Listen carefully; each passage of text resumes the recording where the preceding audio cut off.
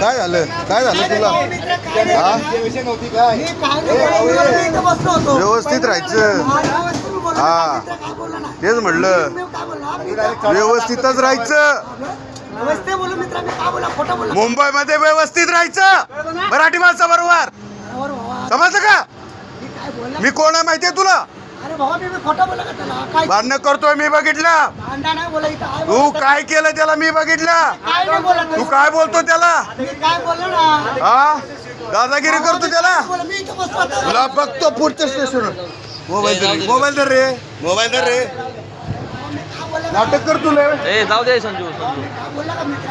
मी बघतोय तिथून बघत होतो तू काय करतोय त्याला. जाऊ दे रे. का इथं चालणार नाही ते.